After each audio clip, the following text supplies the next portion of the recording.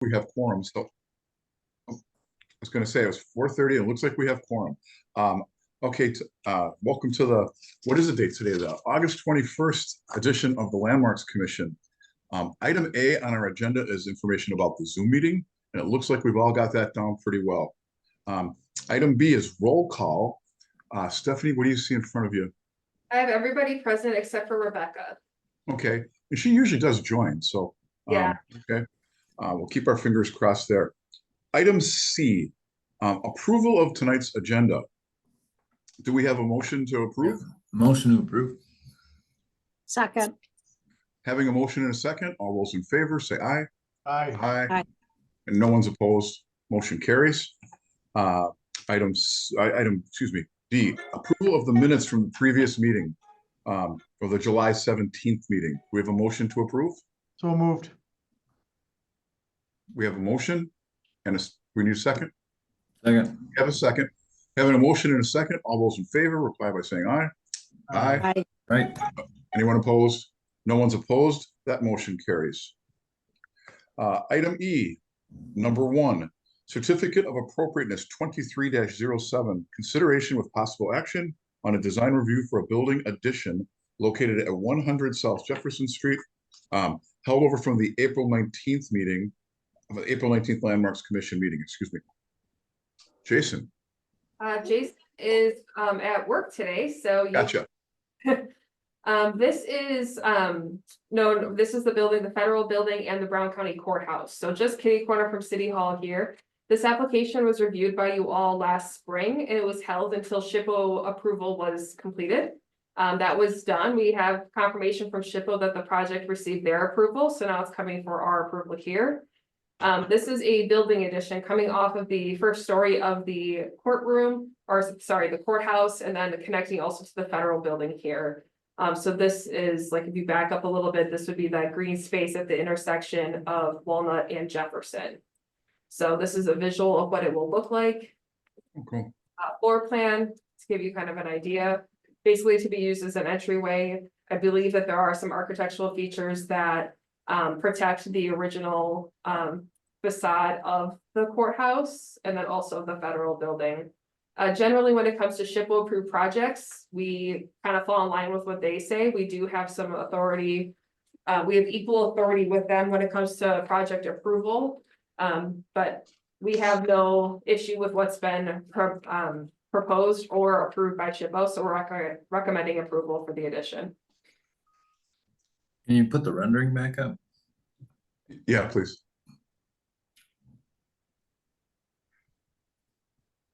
Ron, I'd like to make a motion, given that SHPO's approved, make a motion that we approve as well.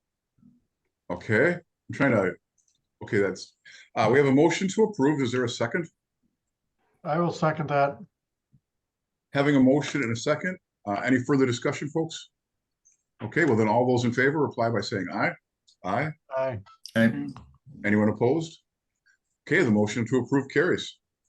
Item number E2, certificate of appropriateness 24-40, consideration with possible action on a design review for a rear deck railings at 812 Cass Street.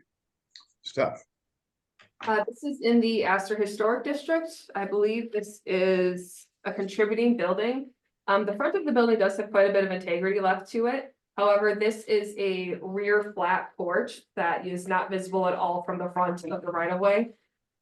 They're looking to just add a safety railing on that flat porch because there's already a doorway there. So this is more of like a safety precaution. Jason notes that the type of railing that they are proposing is appropriate for this design, and then also it is non-visible from the front, so we're recommending approval. Is there anyone who wants to discuss? Seeing none, do we have any motions out there? Motion to approve. Second. Having a motion and a second, all those in favor reply by saying aye. Aye. Aye. All those opposed? None opposed? Okay, the motion carries. Item number E3, certificate of appropriateness 24-41, consideration with possible action on a design review for a walkway installation at 1008 South Monroe Avenue. Steph? Thank you. Yep. 1008 South Monroe is also known as the Hazelwood Museum, so I'm sure most of you are very familiar with this property. They are proposing a new walkway addition. So when it comes to walkways, anything that is being replaced in the same location in the same measurements can be approved at staff level, but anything new, any new hardscaping does go to the Landmarks Commission. So that's why you're seeing this here. So this is the existing walkway from the Monroe view looking at the building. What they're looking to do is to add a walkway extending off of this, and you can kind of already see that little beaten path that people are already taking around the building. So this, it would follow this path to the side yard here and then to the backyard. We didn't have any comments on this. There's no negative impact to the historical integrity of the building by adding this. If anything, it benefits the landscaping, obviously, because the grass is getting worn out from people walking on it. So we are recommending approval of the walkway. Okay, could you close your screen, please, just for a second, or, there we go, okay, there we go, I can see the group now. Let's see, so you're recommending approval, anyone? I'll make a motion to approve. Second. Having a motion and a second, all those in favor reply by saying aye. Aye. Aye. No one's opposed, the motion carries. Item number E4, excuse me, Certificate of Appropriateness 24-43. Consideration with possible action on a design review for a new porch at 636 South Madison Street. Stephanie. Thank you. I just realized I forgot to put the map in, so apologies. This is in the Astor Historic District. These are photos that were submitted from the applicants. They are looking to replace pieces of their front porch. So they are looking to replace the decking material, the rails and balusters, and the columns. So Jason did a pretty thorough review in the staff report that's in your packet, noting which of the interior standards that we're supposed to be following, and then also the replacement materials and the materials being replaced. So the materials that are on the existing porch are not of historic value. These are already replacement materials. So as noted, we've done a couple front porches where we talk a lot about the design of the columns, how they play in with the railings and the balusters. They are proposing appropriate design for this porch replacement. This would be some sort of a composite wood is what we're gathering, which we have been pretty favorably looking upon in the past when it comes to that front porch area. And then again, I think this is the exact same railing type that we just had 2 applications ago, but it's that type that's, I can't remember what it's called, where it goes into the railing instead of like being face nailed into it. And that's what we're looking for on those replacements also. And then they had, this is the replacement column. So all of that in comparison to what they have now. It's got a very identical look. It's actually a little bit of an upgrade to the design that they had on their original existing porch. So with that, Jason has a recommendation of approval, saying that it's effectively a like for like replacement, since we're not removing anything that had historical character in the first place, and that the composite wood, won't have much of a difference, a noticeable difference from the right of way as far as appearance is concerned. Oh, I do Okay. have one question to address, and I'm trying to look at my packet, draw that up. You showed the image with the railing, looks like it was white, but also in the packet, and I'm trying to find it right now, were images showing what looked like bare wood. I'm trying to pull up exactly what page it is. Did anyone else see that, or are you able to see it in your packet? Because mine is slowly loading. I think it's 636 South Madison 02/2019. It's the 1, 2, 3, 4th attachment, I believe. All right, so different years. Yeah. Gotcha. That makes sense. All right, then I have no issue then. okay. Would anyone else like to add anything, or do we have a motion out there?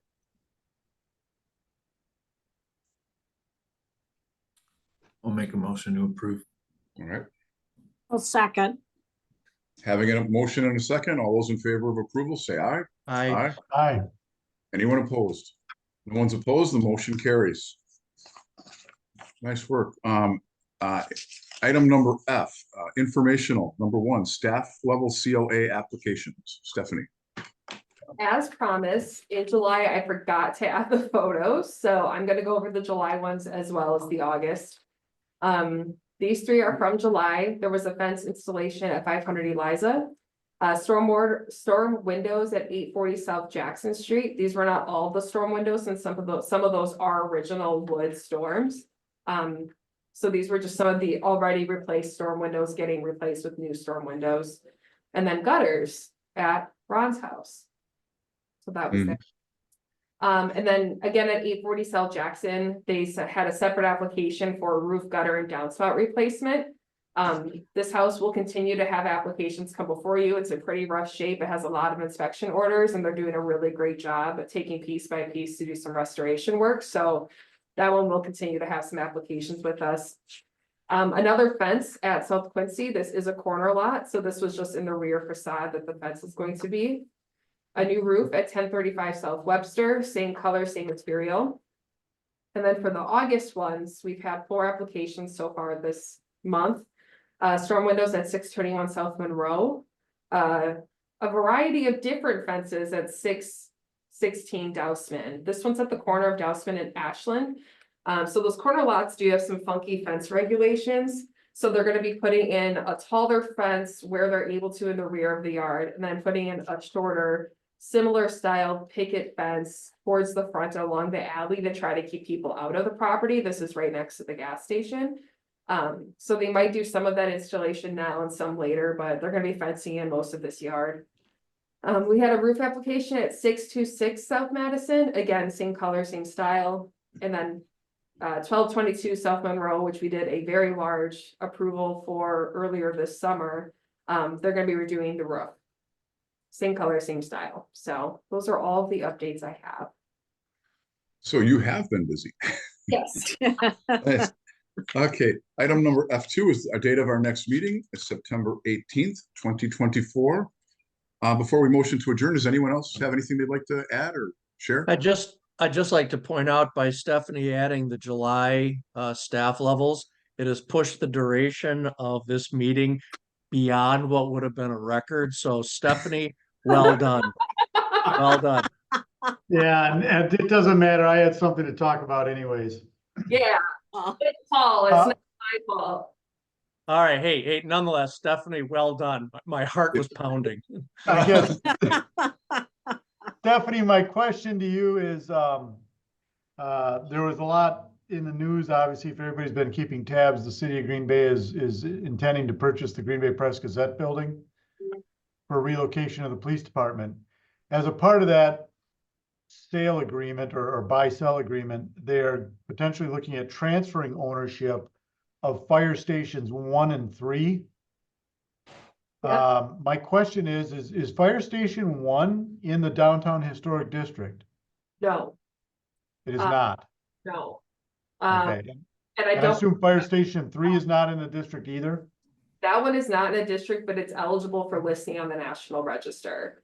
So if anytime this comes up in conversation at City Hall, I'm reminding everybody that the Press Gazette building is a historic district. And I'm reminding everybody that the fireplaces should be triple checked against our survey, so. Doing my best, but I don't really know, there hasn't very been a clear conversation of intention, especially with those fire. Houses, so I'm not sure, but I'm sure that David would love to get involved if there's gonna be any. Changes coming up to those, so. Well, and I just asked because I simply did not know if, I thought fire station number 1 was in the historic district, but I thought it was too far south. Yeah, it's outside of it, and I thought it would have been eligible, but during the survey, it was not deemed eligible. So that one is a little bit less concerned, but Fire Station 3 has a high degree of integrity on it, so. Yeah, regardless, I know that the language, I believe that the finance committee was approving, there definitely was some emphasis that the city wanted some ability to influence the potential redevelopment of those two buildings so that the historic character of them was maintained. Mhm. Because I think there was already a good indication they were not in districts and potentially wouldn't come under the purview of this committee. But I think there's some goodwill and intent with the people that have authored some of these actions, and I would hope that those buildings at some point in the redevelopment will meet with our approval, if not officially, but unofficially. Yeah, that's my hope too. I'm thinking that once everything is officially transferred, there might need to be some meetings, especially on Fire Station 3. Because I mean, we've done before where something's eligible, we're concerned that something's going to happen, so we locally designate it. So that is an option that we can take. I mean, anybody can nominate anything in the city, so it's just a matter of going through the process, which does go through city council, but that one would be a great option for a local designation at minimum. Stephanie, question for you about Station 1. You said it's not eligible for designation, but that's actually even older in that it opened in 1929. I Do you don't know think, what the basis is why that's not eligible? I don't remember. I can look it up though and send you guys an email if you'd like, because we have. They looked at all the fire stations while doing the survey update, so all of them have like detailed information in our survey update that's online. So I can just kind of put a synopsis of those two buildings together and email it out to the commission if you guys would like. I personally would definitely appreciate that. Well, I'll send it out to everyone, and if you don't want to read it, you can just delete it. Yeah, I'd like to see it as well. Yeah. Anyone else? Okay, and then Stephanie, please, please let me know what you found out about that property that we talked about before the meeting, as soon as you possibly can. I mean, no rush, but, like I say, they're kind of curious what they can do and what they can't do, so, before they apply. So, okay, well, having said all that, do we have a motion for, I'm sorry? We have a issue, what's the status of the quasi judicial commissions?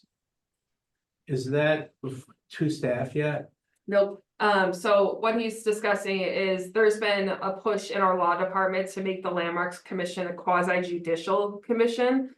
They've been talking about this for about 1.5 years, and it still has not reached its way to iDesk for actually implementing it. The idea is that because we do not report to city council, that we are there for a quasi judicial body. However, most quasi judicial bodies of the city will all report, they would appeal to the court system if denied, and we still appeal to city council.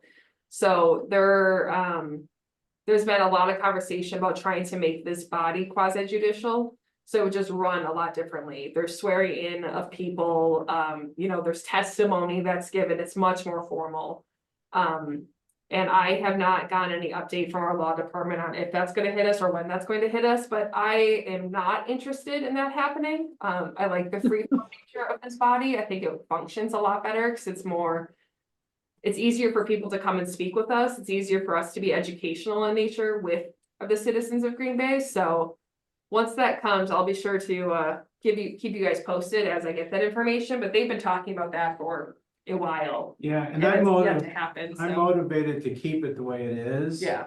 Because it may would have to be here for the meeting. And I don't think that's necessary. I think it actually benefits us if people who are working can just drop into the meeting Mhm. like this. Yeah. So just know that, I guess. Just know that there's something afoot, maybe it comes and maybe it doesn't. But we don't want it, so we're gonna find Yeah, out. yeah, I don't. What question, where has this been prompted from or by whom? Our legal team. There hasn't been any issues, no complaints, nothing like that. They just are looking at all the commissions to make sure they're running properly. And they believe that this should be a quasi judicial body, and I do not believe that, so. Well, I'll be happy to go on record and saying I would loathe the idea of becoming quasi judicial. This is a system that's working very well, and that would gunk it up and make it very uncomfortable for the people that are, the board member, the commission members, and definitely the people before the board. So I mean, if I'm being I would like honest, to, I had to I would like excuse to think they've myself. got something better to focus on than Yeah. fixing something that isn't broke.